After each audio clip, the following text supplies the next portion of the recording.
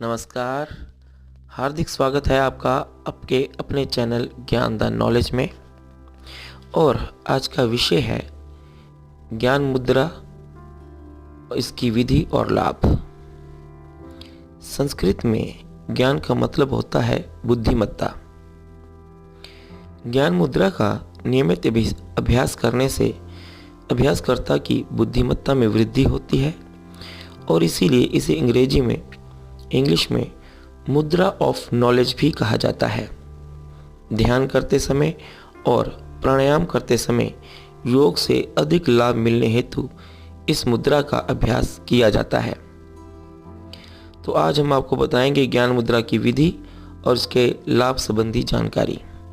लेकिन आगे बताने से पहले आपसे अनुरोध है कि अभी तक अगर आपने मेरे चैनल ज्ञान द नॉलेज को सब्सक्राइब नहीं किया है तो प्लीज़ कृपया करके मेरे चैनल को सब्सक्राइब करें, ताकि आपको रोज़ नए नए ज्ञान से भरे, नॉलेज से भरे वीडियोस मिलते रहें, जो कि आपके जीवन को बहुत बहुत लाभ पहुंचा सकें, आपके जीवन को एक नई दिशा दे सकें। और मेरी कोशिश होती है कि आपको इससे बहुत ऐसी नॉलेज दे सकूं जिससे आपके जीवन में परिवर्तन आ सके, दुख की जगह सुख आ सके और आपके जीवन से दरिद्रता दुख दूर हो, इसकी जगह सुख, समृद्धि, खुशी और धन की प्राप्ति आपको हो सके। तो इसके लिए मुझे आपके सपोर्ट और प्यार की ज़रूरत होगी। तो कृपया सपोर्ट के लिए आप मेरे चैनल को सब्सक्राइब करें और अगर आपको मेरा वीडियो पसंद आए तो इसे लाइक और शेयर ज़रूर करें। तो आइए बात करते हैं आज का विषय की ज्ञान मुद्रा और इसकी विधि और इसके लाभ के बारे में। ज्ञान मुद्रा, इसकी विधि है, सबसे पहले एक स्वच्छ और समतल जगह पर एक चटाई, कंबल या आजकल योगा मैट आते हैं तो योगा मैट बिछा लें। अब उस पर सुखासन, पद्मासन या वज्रासन में बैठ जाएं। पद्मासन या वज्रासन या सिद्धासन में अगर आप ना बैठ सकें, आपको मुश्किल होती है बैठने में क्योंकि थोड़ा लंबा समय बैठना होता है, 30 से 45 मिनट। हालांकि पूरे दिन में 30 से 45 मिनट बैठना होता है इस ज्ञान मुद्रा के लिए, लेकिन अगर आप एक साथ 30 से 45 मिनट तक ना बैठ सकें तो इनको दिन में 3 हिस्सों में भी आप डिवाइड कर सकते हैं, जैसे कि 10-10 मिनट के लिए बैठ जाएं। तो पद्मासन, वज्रासन या सिद्धासन में आपको बैठना मुश्किल लगे तो आप सुखासन में, यानी कि आराम से, जिसे सामान्य भाषा में कहते हैं कि चौकड़ी लगाकर जैसे भारतीय लोग बैठते हैं नीचे, वैसे बैठ जाएं। इसीलिए इसको सुखासन कहा जाता है कि सुखपूर्वक जिसमें बैठा जा सके। खैर, आइए बात करते हैं।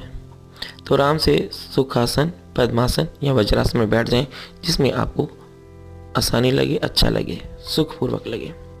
खैर, ज्ञान मुद्रा हम खड़े रहकर ताड़ासन में या कुर्सी पर बैठकर भी कर सकते हैं। ज्ञान मुद्रा का अधिक लाभ मिलने हेतु इसे सुखासन या पद्मासन में बैठकर करना चाहिए। अब आप चौकड़ी लगाकर या पद्मासन में बैठ जाएं। अपने हाथों को घुटनों पर रखें और हाथों की हथेली ऊपर की ओर आकाश की तरफ होनी चाहिए। अब तर्जनी उंगली यानी कि इंडेक्स फिंगर को गोलाकार मोड़कर अंगूठे के अग्रभाग को स्पर्श करना है और बाकी की 3 उंगलियों को सीधा रखना है। इस स्थिति को ही, हाथ की इस स्थिति को ही ज्ञान मुद्रा कहते हैं। ध्यान रहे कि ये ज्ञान मुद्रा दोनों हाथ से करनी है। आंखें बंद कर लें और जो स्वाभाविक श्वास चल रहा है, जो भी हम श्वास ले रहे हैं और श्वास छोड़ रहे हैं, उस पर ध्यान रखें। और अगर आप चाहें तो साथ में ओम का उच्चारण भी कर सकते हैं। मन से सारे विचार निकालकर मन को केवल ओम पर केंद्रित कर लें, या फिर जो स्वाभाविक श्वास प्रश्वास चल रहे हैं उन श्वास प्रश्वास पर ध्यान केंद्रित करें, या ओम का उच्चारण करते हुए ओम पर ध्यान केंद्रित करें, या फिर आज्ञा चक्र होता है वहाँ पर ध्यान केंद्रित कर सकते हैं। आज्ञा चक्र उसे कहते हैं जहाँ पर स्त्रियाँ बिंदी लगाती हैं और पुरुष लोग जहाँ पर माथे पर तिलक लगाते हैं, तो वहाँ पर आप ध्यान केंद्रित कर सकते हैं। और पूरे दिन में आप कम से कम 30 मिनट से 45 मिनट करने पर इसका लाभ मिलता है। जैसे ही कहा कि एक साथ इतना समय अगर आपको ना मिले या मुश्किल हो बैठने में, तो आप इसको दिन में 10-10 मिनट में 3 हिस्सों में इसका अभ्यास कर सकते हैं। ऐसे तो इस मुद्रा का अभ्यास हम किसी भी समय कर सकते हैं, पर सुबह के समय और शाम के समय इस मुद्रा का अभ्यास करना अधिक फलदायी होता है। आइए अब जानते हैं ज्ञान मुद्रा के लाभ के बारे में जानकारी। ज्ञान मुद्रा करने से बुद्धिमत्ता और स्मरण शक्ति में वृद्धि होती है,